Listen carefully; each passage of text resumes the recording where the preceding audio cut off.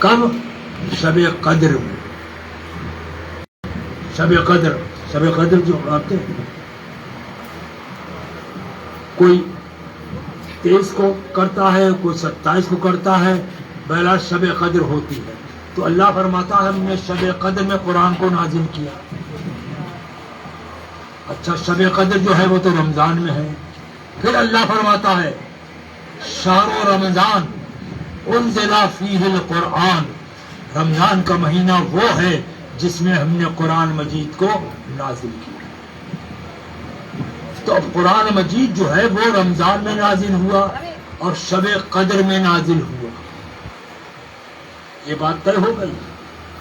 اب یہ دیکھنا ہے کہ یہ کتاب رمضان میں نازل ہوئی، شب قدر میں نازل ہوئی، لیکن قرآن مجید دیکھیے گا جو میں پڑھ رہا ہوں اس کو دیکھیے گا جا کے. قرآن مجید میں کتنے پارے ہیں؟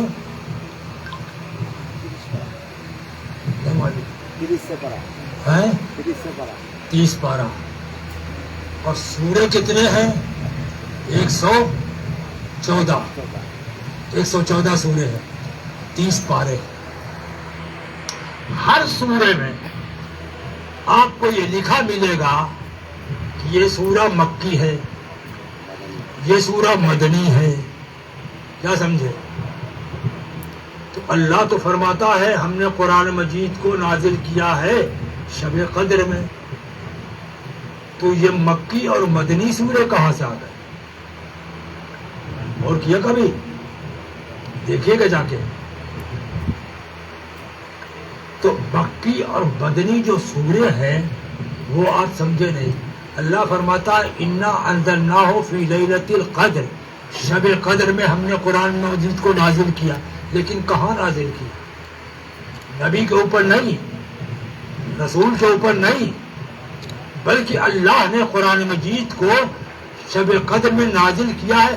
لوح محفوظ میں، لوح محفوظ ایک تختی ہے کہ اللہ نے پورا قرآن مجید اس میں جو ہے وہ رکھ دیا. اب یہ بات ہو گئی شب قدر میں نازل ہوا ہے لیلۃ القدر. اب آئیے، اب قرآن مجید کی آیتیں یا سورے جب ضرورت پڑی تو اللہ نے جبریل کے ذریعے سے رسول السلام کے پاس بھیجا کہ جاؤ یہ پہنچا دو، یہ پہنچا دو، یہ پہنچا دو. اب رسول کبھی مکے میں ہے، کبھی مدینے میں ہے.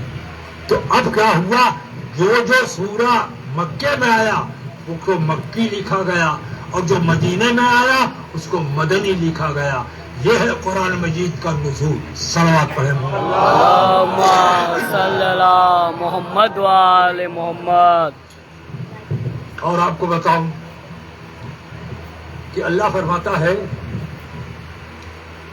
لو انزلنا، دیکھیں میں موضوع کے اوپر گفتگو کر رہا ہوں.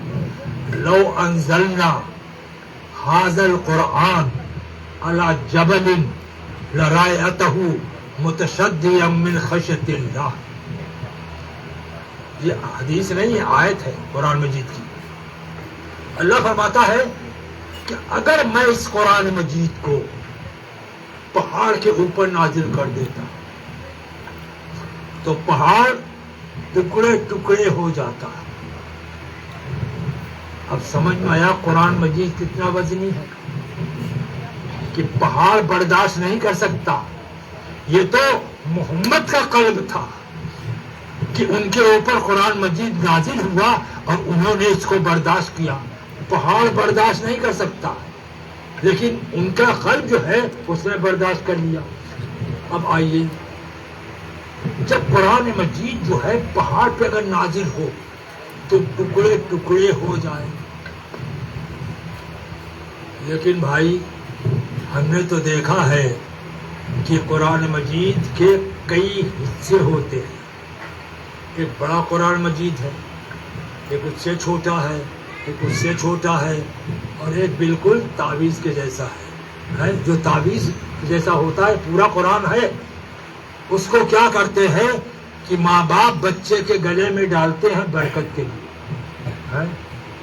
تو یہ بتائیے کہ قرآن مجید ہے گلے میں، بچے کے گلے میں پڑا ہوا ہے، بچے کی کو گردن نہیں جھکتی، تو یہ وزن کہاں چلا گیا؟ اللہ فرماتا ہے کہ اگر پہاڑ پہ نازل کر دیتا تو ٹکڑے ٹکڑے ہو جاتا، تو یہ بچہ گلے میں لٹکائے ہوئے اس کی گردن بھی نہیں جھکتی۔ اور میں مثال دوں، جس پریس میں قرآن مجید چھپا، اب چھپ گیا، اب اس کی بائنڈنگ ہوگی دوسری جگہ، ایک آدمی 25 قرآن مجید ایک ٹوکری میں رکھ کے لے کے جا رہا ہے، اس کی گردن بھی نہیں ٹیڑھی ہو رہی، تو بتائیے قرآن مجید کا وزن کہاں گیا ہے؟ حضور یہ قرآن مجید جو ہے یہ اس اصل قرآن مجید کی کاپی ہے، اصل قرآن لوح محفوظ میں ہے، اگر لوح محفوظ والا قرآن پہاڑ کے اوپر نازل کر دیتا تو پہاڑ ٹکڑے ٹکڑے ہو جاتا۔ سمجھ گیا؟ یہ ہے قرآن۔ اللہم صلی علی محمد وآل محمد۔ انشاءاللہ تمام راتوں میں آپ کے سامنے میں اسی حدیث کو وضاحت کروں گا، لیکن آج صرف اتنا کہ قرآن مجید جو ہے وہ پڑھنے کے بعد انسان اچھا بنتا ہے، نیک صالح بنتا ہے، گمراہی سے بچ جاتا ہے۔ ایک آدمی قرآن مجید پڑھ رہا تھا اور پڑھتے پڑھتے اس کے دل میں شک پیدا ہو، جبکہ قرآن کہتا ہے کہ اس کتاب میں کوئی شک نہیں ہے، شک پیدا ہو گیا۔ تو وہ آیا علی بن ابی طالب کے پاس،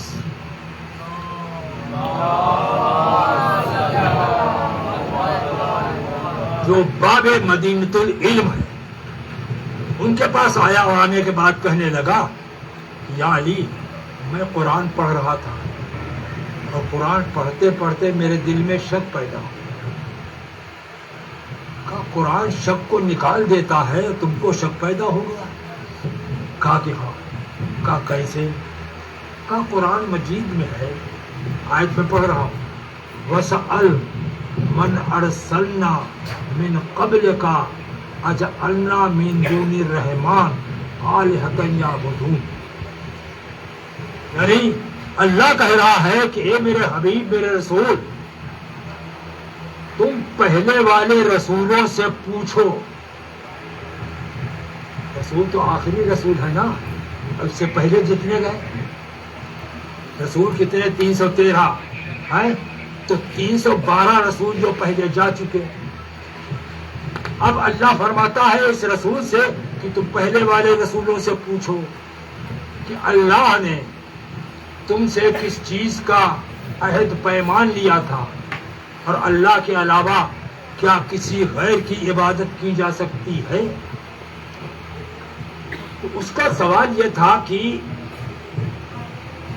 اللہ کے اس حکم کو رسول نے کیسے کیا، کیونکہ یہ تو آخری رسول ہے اور ان سے پہلے سارے رسول جا چکے، تو کیسے انہوں نے پوچھا؟ نہیں پوچھا تو اللہ کے حکم کو نہیں مانا تو رسالت خطرے میں ہے۔ تو مولا کائنات علی بن ابی طالب فرماتے ہیں سنو، کیا کہ بالکل صحیح ہے، اللہ نے کہ رسول نے پہلے والے رسولوں سے پوچھا جبکہ وہ پہلے جا چکے تھے۔ کہا کیسے پوچھا؟ یہ تو ہے نہیں۔ کہا سنو، رسول اللہ جب معراج میں گئے تھے، معراج میں گئے تھے تو سارے رسول، اس آخری رسول کہ سارے رسولوں کا سردار، سارے نبیوں کا سردار، تو جب یہ گئے ہیں تو پہلے والے رسول جو ہے آپ کے استقبال کے لیے 2 لائن میں کھڑے ہو گئے، اور ان کے بیچ سے آپ کی سواری گزری. اس وقت اللہ کی طرف سے یہ آیت نازل ہوئی کہ اے میرے حبیب پہلے والے رسولوں سے تم پوچھو کہ تم سے اللہ نے کس چیز کا عہد و پیمان لیا تھا اور اللہ کے علاوہ کسی اور کی عبادت کی جا سکتی ہے یا نہیں. تو رسول نے اس وقت ان سے پوچھا تو کیا پوچھا؟ تو نبیوں نے سارے رسولوں نے جواب دیا کہ اللہ نے سب سے پہلے اپنی وحدانیت کا اقرار لیا تو ہم سب نے اقرار کیا. پھر اس کے بعد رسول اللہ کی آپ کی رسالت کا اقرار لیا تو ہم نے رسول کی رسالت کا اقرار کیا. تو تم کو رسول بن گئے نبی بن گئے؟ کہا نہیں. کہا پھر اللہ نے علی بن ابی طالب کی ولایت کو پیش کیا. جب ہم نے ولایت کا اقرار کیا تو اللہ نے ہم کو نبی رسول بنا کر بھیجا. تو عزیزان گرامی آپ یہ سمجھ لیجئے کہ اگر علی بن ابی طالب کی ولایت نہیں ہے تو آپ ہمارا نماز روزہ حج زکوٰۃ ساری عبادت جو ہے سب بیکار ہے جب تک کہ علی بن ابی طالب کی ولایت نہ ہو. صلوات محمد وآل محمد. بس عزیزان گرامی یہ حدیث کی قرآن اہل بیت الگ نہیں ہو سکتے. اگر کوئی الگ کرنا چاہے تو الگ نہیں ہو سکتے. میں آپ کو بتاؤں یزید معاویہ کا بیٹا اس کے ہاتھ کے اوپر بیعت ہو چکی سارا عرب بیعت کر چکا مگر امام حسین نے بیعت نہیں کی. وہ زبردستی کر رہا ہے. ارے بھائی جب سب بیعت کر چکے ہیں ایک اگر نہیں کرتا ہے تو تیرا کیا بگڑتا ہے. لیکن وہ جانتا ہے کہ جب تک کہ جس جگہ پر میں بیٹھا ہوں اس کا مالک تو حسین ہے اور حسین جب بیعت کر لیں گے تو پھر ہم جو چاہیں گے اسلام میں کریں گے. ہماری منمانی پر کوئی روکنے والا نہیں ہوگا, کوئی ٹوکنے والا نہیں ہوگا, کوئی بولنے والا نہیں ہوگا, کوئی اعتراض کرنے والا نہیں ہوگا. لہذا امام حسین نے بھی فرمایا کہ میں تیرے جیسے کی بیعت نہیں کر سکتا. اس نے کیا کیا؟ کہا کہ تم کو یہاں سے نکلنا پڑا. مدینے سے نکلی, مدینہ چھوڑ دیا, مکے میں آیا. مکے میں یزید نے کیا کیا کہ کچھ حاجیوں کو تیار کیا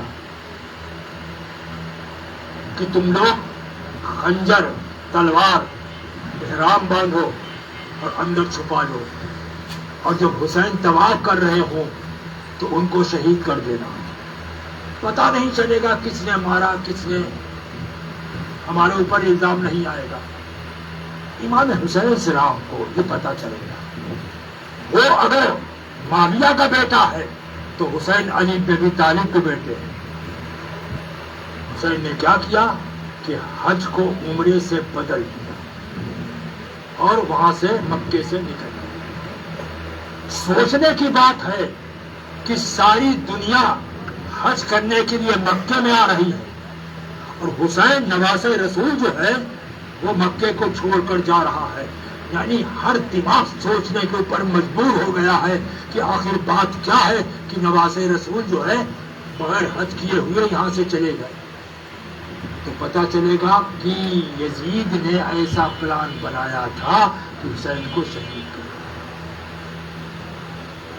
بس دوستو امام حسین مکے سے بھی کہاں اب کوفے کی طرف جا رہے ہیں. کوفے کی طرف جا رہے ہیں تو راستے میں فوج یزیدی کا 1000 سپاہیوں کا سردار حر ہے وہ ملتا ہے. اس نے کیا کیا کہ حسین کے گھوڑے کو نظام کو پکڑ لیا اور پکڑ کے کہتا ہے کہ آپ آگے نہیں جانے دیں گے. امام حسین نے فرمایا کہ نہیں میں جاؤں گا. آخر میں امام حسین کربلا پہنچ گئے 2 تاریخ کو پہنچے. وقت گزرتا گیا, تاریخیں گزرتی گئی. اور جو ہے فوج یزید میں ہے، لیکن 9 محرم کو خود نے کیا کیا کہ رات میں اس نے خواب میں دیکھا کہ کوئی بیوی آئی ہوئی اور کہہ رہی ہے کہ حر یہ بتا میرے بیٹے نے تیرا کیا بگاڑا ہے؟ انہوں نے جب خواب دیکھا تو رونے لگا اور کہنے لگا کہ یہ کوئی اور نہیں ہے، یہ حسین کی ماں فاطمہ آئی ہے، کیونکہ حسین کو لے کر ہم یہاں آئے ہیں۔ بس عزاداروں، حر نے کیا کیا کہ ادھر سارے آرام آسائش کو چھوڑ دیا اور حسین کے پاس آ گیا۔ بس 2 منٹ کی زحمت، حسین کے پاس آ گیا اور آنے کے بعد اپنا سر حسین کے قدموں میں رکھا۔ دیکھیے یہ حق کی دلیل ہے کہ فوج یزیدی سے نکل کر حسین کی طرف حر آ گیا، مگر حسین کی طرف سے کوئی بھی فوج یزیدی میں نہیں گئے۔ امام حسین نے اٹھایا، سینے سے لگایا اور کہا کہ تو دنیا میں بھی آزاد ہے اور آخرت میں بھی آزاد ہے۔ بس کہا کہ میں نے معاف کیا، اللہ بھی معاف کرے گا۔ اور نے ہاتھوں دیا، کہا مولا آپ نے تو مجھے معاف کر دیا، لیکن جب میں نے آپ کے گھوڑے کی نجات، امام حسین السلام کیا کیا کہ حر کو لے کے جناب زینب کے خیمے کے سامنے گئے اور جانے کے بعد فرماتے ہیں بہن دیکھو وہ حر آیا ہے جس نے راستے میں گھوڑے کو روکا تھا، آپ سے معافی مانگنے کے لیے آیا ہے۔ تو جناب زینب فرماتی ہے اے میرے بھائی حسین، ارے حر اس وقت مہمان بن کے آیا ہے کہ ہمارے پاس ایک قطرہ پانی بھی نہیں ہے جو میں اس کو پلا دوں۔ بس حر نے کہا کہ اب میں زندہ رہنا نہیں چاہتا، لہذا مجھے میدان میں جانے کی اجازت دیجیے۔ حر کا جوان بیٹا میدان میں گیا، گھوڑے سے گرا، آواز دی، امام حسین پہنچ گئے۔ امام حسین پہنچ گئے اور حر کے بیٹے کا سر اپنے زانوں کے اوپر رکھا۔ اس کے بعد حر آیا، آنے کے بعد کہنے لگا مولا آپ نے کیوں زحمت کی؟ حسین نے فرمایا ارے تیرا جوان بیٹا ہے تو اب وہ برا باپ ہے، لہذا میں نہیں آؤں گا تو کون آئے گا؟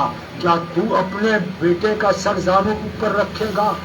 ہاں عزادارو، بس یہ سننا تھا۔ میں کہوں گا کہ مولا آج حر کا بیٹا جب گرا ہے تو آپ نے اس کا سر اٹھا کر اپنے زانوں کے اوپر رکھا، لیکن آپ کا قلیل جوان علی اکبر سینے پر برچھی کھا کے میدان کربلا میں پڑا ہوا ہے اور کوئی سہارا دینے والا نہیں ہے، بلکہ کوئی اٹھانے والا نہیں ہے۔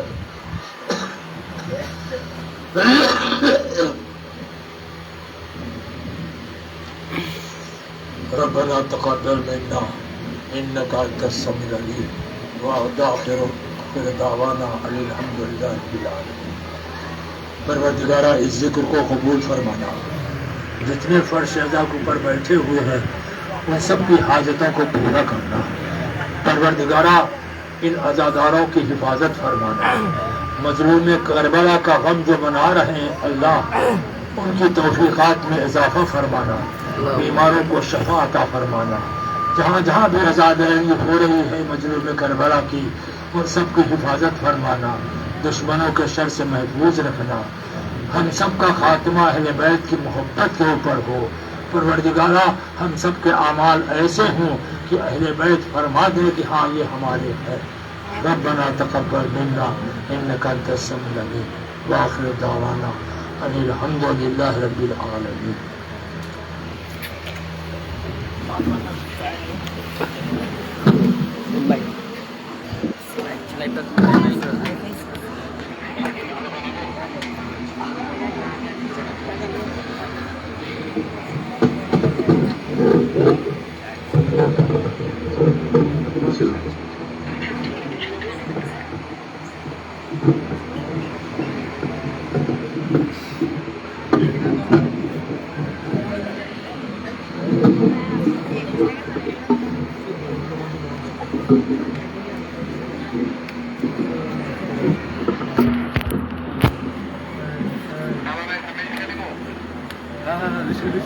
اے میرے مولا، اے میرے مولا، اے میرے مولا، اے میرے مولا، اے میرے مولا، اے میرے مولا، اے میرے مولا، اے میرے مولا، جب تک میں یوں ہی زندہ رہوں گا، اے میرے مولا، جب تک میں یوں ہی زندہ رہوں گا، مولا میں تیرا نام پڑھوں گا، اے میرے مولا، اے میرے مولا، اے میرے مولا، اے میرے مولا، جب چاند محرم کا نظر آتا ہے مولا، دل غم سے تڑپتا ہے، جگر پھٹتا ہے مولا، جب چاند محرم کا نظر آتا ہے مولا، دل غم سے تڑپتا ہے، جگر پھٹتا ہے مولا، دیوانہ سدا ایسا رہوں گا، اے میرے مولا، اے میرے مولا، اے میرے مولا، اے میرے مولا، اے میرے مولا، اے میرے مولا، اے میرے مولا، ہر شام شہر ڈوبا رہا کرتا ہوں تجھ پہ، لب پہ کبھی رہتا ہوں کبھی پڑتا ہوں دل میں، ہر شام شہر ڈوبا رہا کرتا ہوں تجھ پہ، لب پہ کبھی رہتا ہوں کبھی پڑتا ہوں دل میں، عباس سکینہ کبھی زینب، اے میرے